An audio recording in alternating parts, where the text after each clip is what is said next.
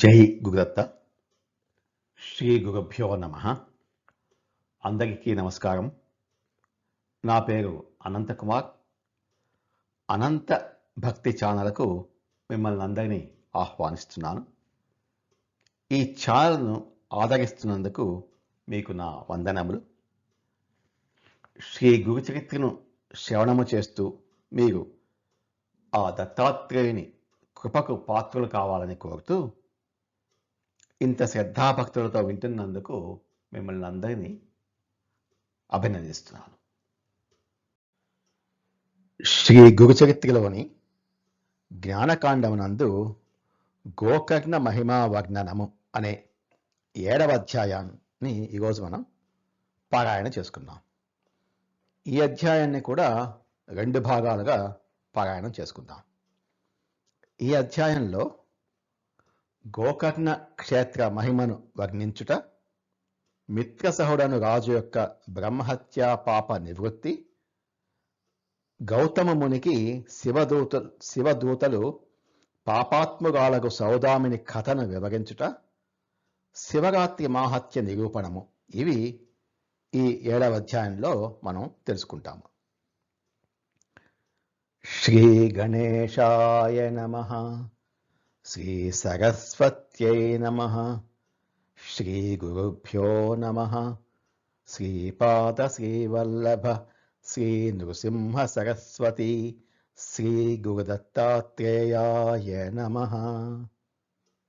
నామధారకుడు సిద్ధమునీశ్వరుని యొక్క పాదపద్మాలకు నమస్కరించి ఈ విధంగా అంటున్నాడు.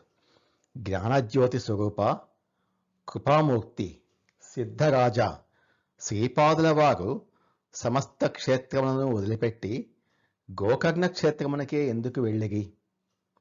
అంతకు పూర్వము ఎవరైనను అచ్చటికి వెళ్ళి విశేష ఫలమును అనుభవించి ఉండిగా గురువునకు ప్రీతిపాత్రమైన గోకర్ణ క్షేత్ర మహిమను వినవలయను అని నా మనసు మిక్కిలి ఉబలాట పడుచున్నది.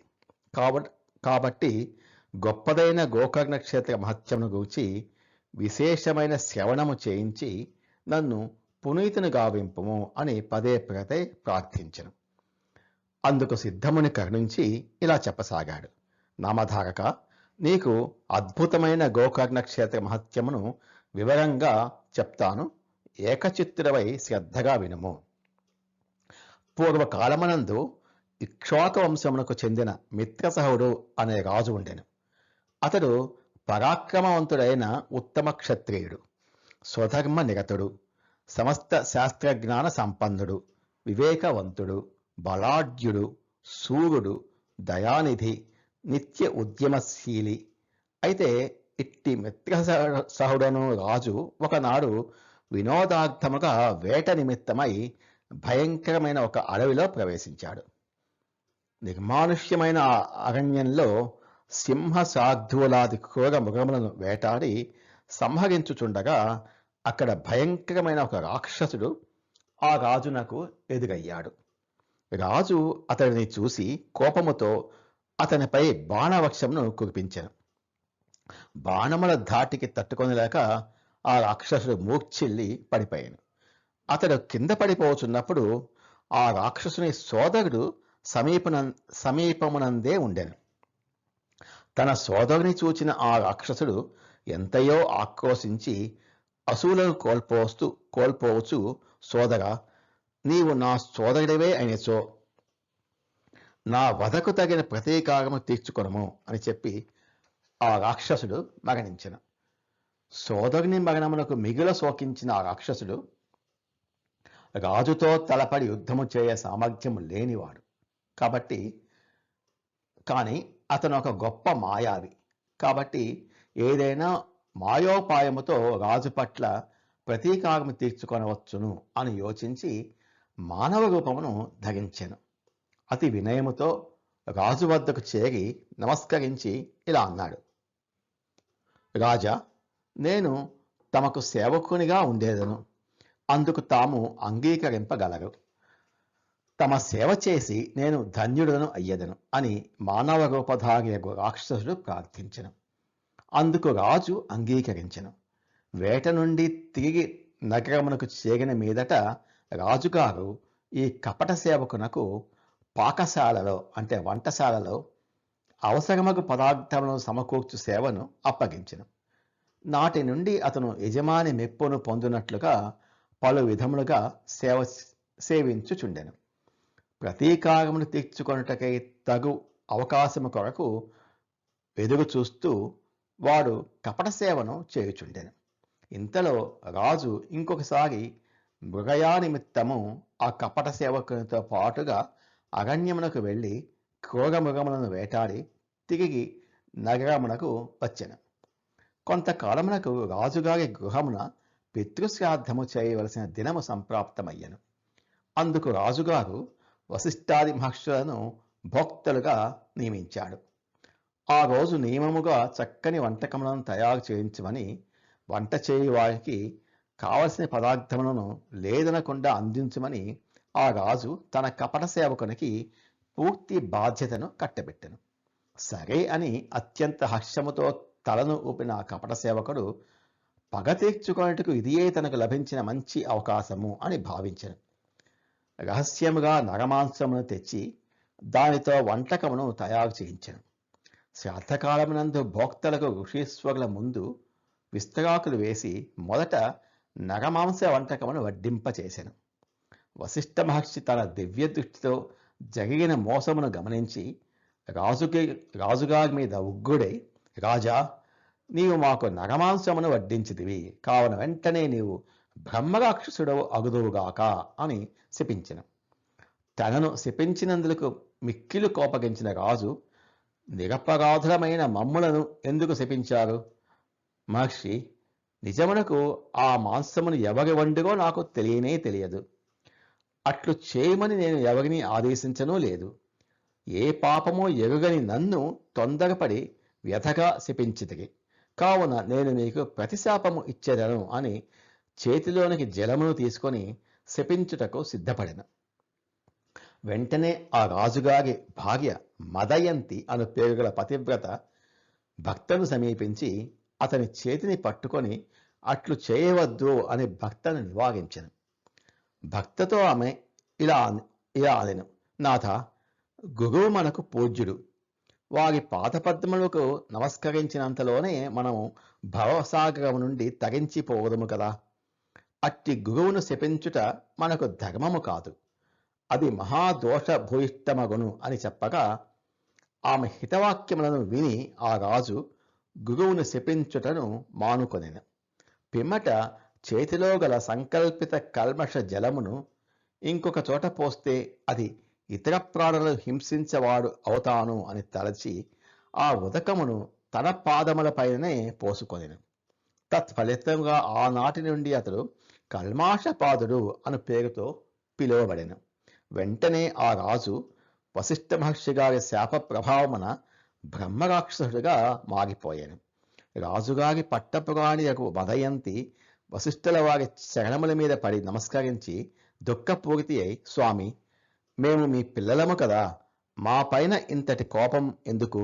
గురుదేవా, నాకు పతిభిక్షను పెట్టి మమ్మల్ని ఉద్ధరించుము అని వేడుకొనెను. ఆమె పలికిన దీనవచనములకు శాంతించిన మహర్షి ప్రసన్నుడై, మహారాణి, వినుము, 12 సంవత్సరములు గడిచిన మీదట నీ భక్త తిరిగి రాజు కాగలడు అని శాప విముక్తిని ప్రసాదించి వశిష్ఠ మహర్షి తన ఆశ్రమమునకు వెళ్ళిపోయాను. మిత్రసహుడను రాజు బ్రహ్మరాక్షసుడై వనాంతరములకు వెళ్ళిపోయాను. ఆనాటి నుండి కల్మాషపాదుడు అనే బ్రహ్మరాక్షసుడు నిర్మానుష్యమైన కీకారణ్యమునందు తిరుగుతూ పశుపక్ష్యాదులను మానవులను పట్టుకుని భక్షించుచుండెను. ఇట్లుండగా కొంతకాలమునకు ఒకనాడు ఆ అడవియందు దారిలో నడిచి వెళ్ళుచున్న బ్రాహ్మణ దంపతులను ఈ భయంకరుడగు బ్రహ్మరాక్షసుడు చూచెను. అంతే, అకస్మాత్తుగా పశువు మీదికి పులి దాడి చేసినట్లుగా ఆ రాక్షసుడు తన భార్యతో కలిసి ఆనందముగా వెళుచున్న ఆ బ్రాహ్మణుని పట్టుకొని భక్షించుటకై పక్కకు తీసుకుని వెళ్ళెను. త్రుటిలో జరిగిన దుర్ఘటనకు నివ్వెరపోయిన ఆ బ్రాహ్మణ స్త్రీ అపరిమితముగా రోధించుచు వేగముగా వెళ్ళి బ్రహ్మరాక్షసుని పాదముల మీద పడెను. అయ్యో, నా ప్రాణేశ్వరుని చంపవద్దు, నా సౌభాగ్యమును రక్షింపుము నాయన. అతని భార్యను అయిన నన్ను ప్రీతితో హాయిగా భుజింపము. భక్త లేని భార్య జీవితము బండరాయి వలె వ్యక్తము. తగిన వయస్సులో గల అత్యంత సౌందర్యవంతుడు, సమస్త వేద శాస్త్ర పారంగతుడు అయిన నా స్వామి ప్రాణములను కాపాడుము. అందుచే ఈ విశాల విశ్వమును రక్షించిన అనంత పుణ్యఫలము నీకు లభించును. మాపై కృపచూపుము. నీ కూతురునై పుట్టెదను, నాకు పుత్రుడు పుట్టినచో అతనికి నీ పేరే పెట్టుకుందును అని అనేక విధములుగా హృదయ విదారకముగా ఆ విప్రవనిత ఎంతగానో ప్రార్థించెను. కాని క్రూరుడు నిర్దయుడు అయిన ఆ రాక్షసుడు ఆమె మాటలను అంగీకరించకుండా ఆ బ్రాహ్మణుని తినివేసెను. తన ఎదుట భక్తను భక్షించుటను చూసిన ఆ బ్రాహ్మణ పత్ని ఉగ్రురాలై, ఓరి రాక్షసుడా, నా శాపమును జాగ్రత్తగా వినుము. నీవు సూర్యవంశపు రాజువై ఉండి శాపవశాత్తున బ్రహ్మరాక్షసుడవు అయితివి. 12 సంవత్సరములు గడిచిన పిదప నీకు శాప విముక్తి లభించును. అప్పుడు నీవు నీ భార్యతో రమించిన ఎడల వెంటనే నీకు మరణము తప్పదు. దురాత్ముడవైన రాక్షసుడా, దుష్టభావముతో నిర్దయుడవై అనాథలను భక్షించుచుంటివి. మా దంపతులను ఎడబాపిన మహాపాపమును నీవు అనుభవింపక తప్పదు అని తీవ్రముగా శపించెను. పిదప తన భక్త యొక్క ఎముకలను పోగు చేసి కట్టెలను పేర్చి అగ్ని గగిల్చెను. వెంటనే అగ్ని ప్రవేశము చేసి ఆమె తన ప్రాణములను అగ్నికి ఆహుతి చేసెను. అనంతరము 12 సంవత్సరముల కాలము గడిచిపోయిన శాప విముక్తుడైన కల్మాషపాదుడు తిరిగి నగరమునకు వచ్చి రాజుగా అయ్యెను. అడవిలో జరిగిన వృత్తాంతమును తన భార్య మదయంతికి వివరించి విప్రవనిత విధించిన శాపమును గురించి తెలియజెప్పెను. భక్త మాటలు వినిన మదయంతి మిగుల దుఃఖించి ఇక జీవించి ప్రయోజనము లేదు అని లోలోన బాధపడి తులకు తన ప్రాణములను త్యజించుటకు సిద్ధపడిన. అంతట మదయంతి రాజుతో ఇలా చెప్పెను: ప్రభు, ఇంతవరకు మనకు సంతానము కలగలేదు.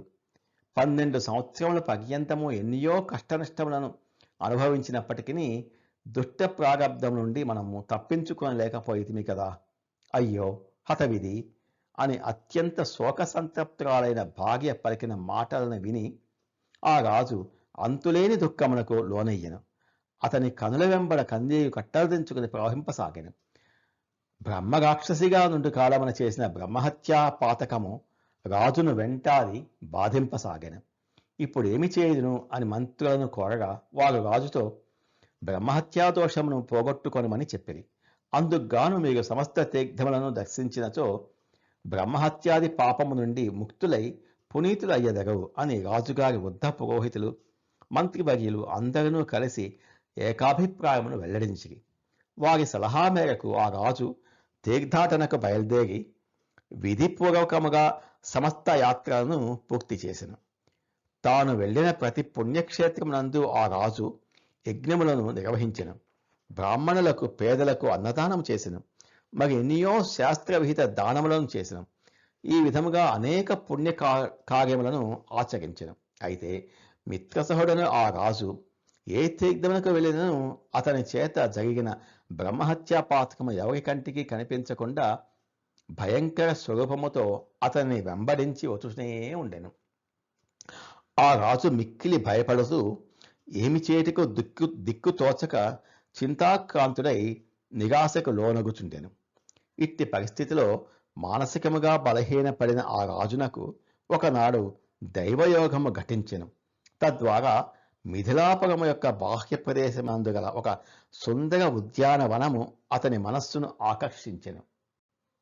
వెంటనే ఆ ఉద్యానవనమునందు ప్రవేశించిన రాజు ఒక చెట్టు నీడన నిరుత్సాహ వదనముతో కూర్చొని ఉండెను.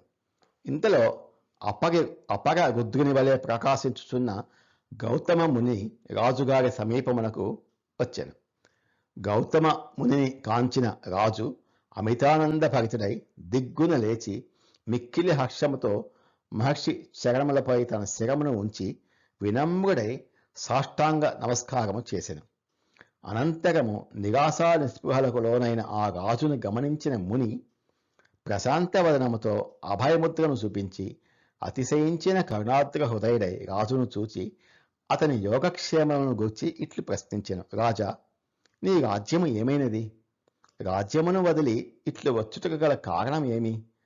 అరణ్యవాసిగా ఏల మాగితివి? నీ ముఖము వ్యాకులమునొంది వెలవెలపోయినది ఎందులకు? ఏమి ఆపద సంభవించినది? రాజా, దాపరికము లేకుండా నీ మనోవ్యధను స్పష్టముగా వివరించుము అని కోరెను. అందుకు రాజు గౌతమ ఋషితో ఇట్లు విన్నవించెను. గౌతమ మునీంద్ర, నాకు బ్రహ్మహత్యా దోషం పట్టుకొనెను. పెద్దలు హితైషులు చెప్పిన విధముగా సర్వ ప్రాయశ్చిత్యాదులను ఆచరించితిని. యజ్ఞాది సర్వధర్మములను నిర్వహించితిని. సమస్త తీర్థములను పర్యటించితిని. ఎన్నియో వ్రతములను చేసితిని. అనేక దానములను ఇచ్చితిని. కాని బ్రహ్మహత్యా దోషము నన్ను వీడిపోవటలేదు. అతి భయంకరమైన రూపమును ధరించి నన్ను వెంబడించుచునే ఉన్నది. అదృష్టవశమున నేడు మీ దివ్య చరణ దర్శనము లభించింది. నేటికి నా జన్మ ధన్యమైనది. ఇక నా కష్టములు తీరిపోయినవి. మహానుభావ, నన్ను బ్రహ్మహత్యా దోషము నుండి రక్షింపుము. మీ శరణు గోరితిని, నన్ను దయతో అనుగ్రహింపుము అని మహర్షి పాదపద్మములను పట్టుకొనెను. రాజు మాటలు విని దయార్ద్ర హృదయులకు గౌతముడు ఇలా అన్నాడు. రాజా, నీవు భయమును వదిలిపెట్టుము. ఇక నీవు నిశ్చింతగా ఉండుము. మృత్యుంజయుడకు మహాదేవుడు నిన్ను తప్పక తరింపచేయును. నీ పాపములను నశింపచేయగల ఒక గొప్ప తీర్థమును గురించి చెప్పేదను వినుము. సమస్త మహాపాతకములను నశింపచేయగలిగడు విశేషమైన ఒక పవిత్ర క్షేత్రము కలదు. దాని పేరు గోకర్ణము. అట్టి గోకర్ణమును స్మరించిన చాలును బ్రహ్మహత్యాది పాపములు సమసిపోగలవు. అచట మృత్యుంజయుడు సదాశివుడు నిత్యము నివసించెను.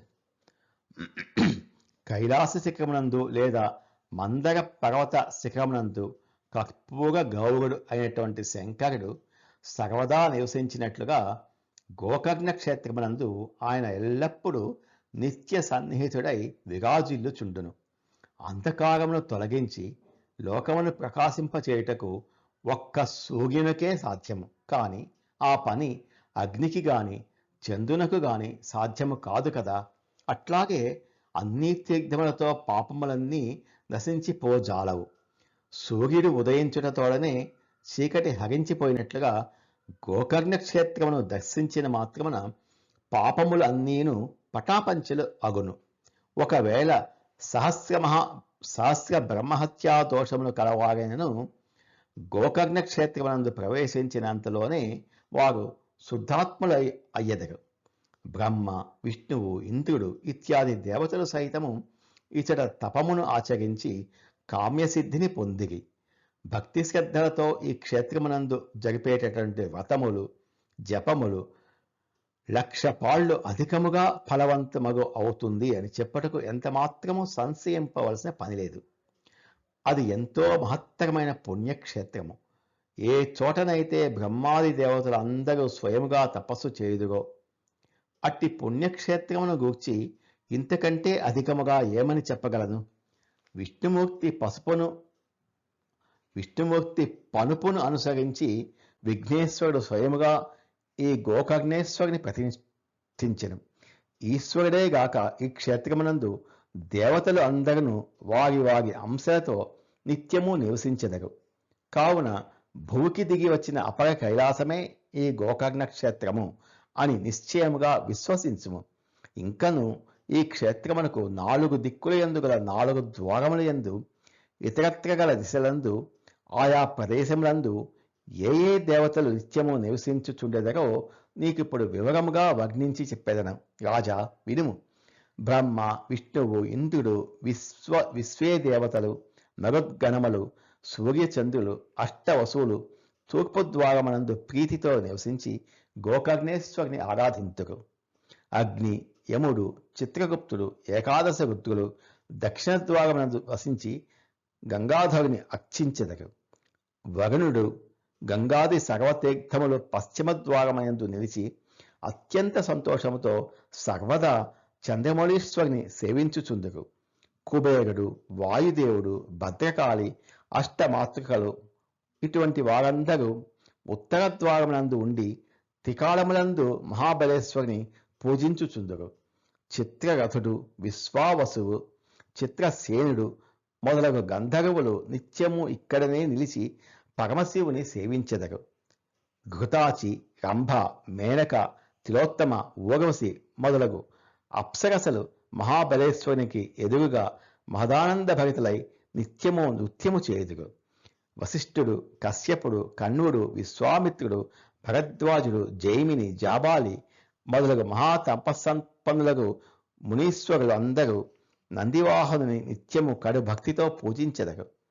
బ్రహ్మమానస పుత్రుడు క్రతువు, అంగిరసుడు మున్నగు బ్రహ్మర్షులు గోకర్ణ క్షేత్రమునందు ఉండి అతి భక్తితో మహాబలేశ్వరుని పూజించి తపస్సును ఆచరించెదరు.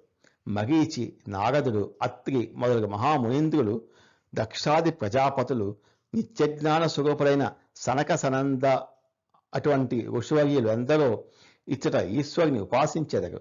సిద్ధులు, సాధ్యులు, మృగ, వ్యాఘ్ర, చర్మాంబర ధారులకు యోగీశ్వరులు, దండధారులకు సన్యాసులు, నిర్గుణ బ్రహ్మచారులు ఇంకెందరో త్వక్ అస్థి మాత్ర శరీరులై మిక్కిలి భక్తితో ఇచ్చట చంద్రమౌళీశ్వరుని అర్చించి తీవ్రమైన తపస్సును అనుష్ఠించెదరు. గంధర్వులు, పితరులు, విద్యాధరులు, కింపురుషులు, స్వర్ణలోక వాసులకు గుహ్యకులు, కిన్నెరలు, శేషుడు, తక్షకుడు మొదలగు నాగులు, పిశాచములు, భేతాళులు ఇంకను ఎందరెందరో నిత్యము ఇచ్చటికి వచ్చి మహాదేవుని పూజించి పోవుచుందురు. పలు విధములైన శృంగారములతో అనేక దివ్యమైన ఆభరణములతో బహు చక్కగా అలంకరించుకున్న దేవతాగణము సూర్యుని వలె ప్రకాశించునట్టి దివ్య విమానములను ఎక్కి నిత్యము ఇచ్చటికి చేరుకుందురు. వారందరూ మహాబలేశ్వరుని కడు ప్రీతితో ఆరాధించి నమస్కరించి అనేక స్తోత్రములను గానము చేదురు, నృత్యములను చేదురు. ఎవరెవరో ఏ ఏ కోరికలు కోరుకుందురో వారందరూ తమ తమ మనోభీష్టములను తప్పక పొందెదరు. రాజా, ఈ బ్రహ్మాండ గోళమునందు గోకర్ణ క్షేత్రము వంటి ఇంకొక క్షేత్రము లేనే లేదు. అగస్త్యాది మహర్షులు, సనత్కుమారులు, ప్రియవ్రతాది రాజకుమారులు, అగ్నిదేవుడు, మన్మధుడు అక్కడ తపస్సు చేసి వరములను పొందిరి. మణినాగము అని పోయగల నాగుడు ఈ మహాబలేశ్వరుని దర్శించుటచే అతనిని గరుత్మంతుడు కన్నెత్తి చూచుటకు కూడా సాహసించడు. రావణుడు, కుంభకర్ణుడు మొదలు రాక్షసులు అందరూ ఈ క్షేత్రమునందే తపస్సును చేసి అభీష్టవరములను సాధించిరి. దేవదానవులు అందరూ ఇతర తపస్సును వనరించి తమ తమ పేరిట లింగములను ప్రతిష్ఠించిరి. బ్రహ్మ, విష్ణు, వినాయకులు తమ పేరుతో లింగములను ప్రతిష్ఠించిరి.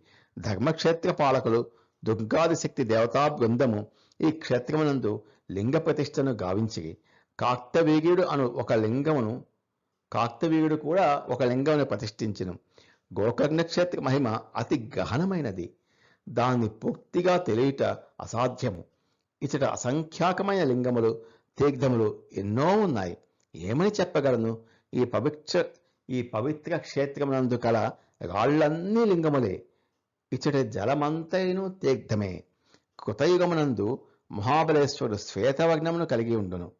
అటులే త్రేతాయుగమునందు లోహితము అనగా ఎరుపు వర్ణమును, ద్వాపరయుగమున పీతవర్ణము అనగా సువర్ణ ఛాయను, కలియుగమునందు కృష్ణవర్ణము అనగా నలుపు రంగును కలిగి మిక్కిలి తేజోవంతుడై ప్రకాశించుచుండును.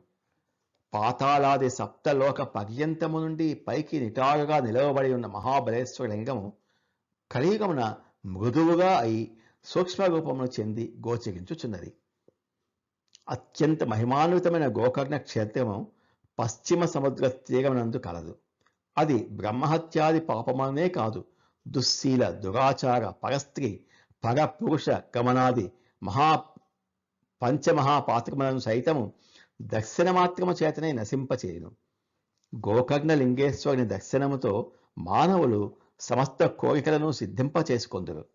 వారి జన్మములు పునీతములు అగును. అంతిమ కాలమున వారికి ఉత్తమగతి ప్రాప్తించును. పుణ్య దివసమునందు ఎవరైతే అచ్చటికి వెళ్ళి అత్యంత భక్తిభావముతో పరమేశ్వరుని అర్చించదరో వారికి రుద్రవంశము సిద్ధించును.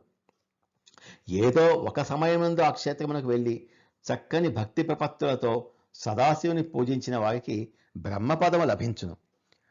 ఆది, సోమ, బుధవారములందు అమావాస్యాది పర్వకాలముల యందు సముద్ర స్నానమును చేసి దాన ధర్మములను ఆచరింపవలెను. శివపూజా వ్రతములు, హోమ మహవనాదులు, జపతపములు, బ్రాహ్మణ సంతర్పణము వంటి పవిత్ర కార్యములను ఎంత స్వల్పముగా చేసినను అనంత పుణ్యరాశి లభింపగలదు.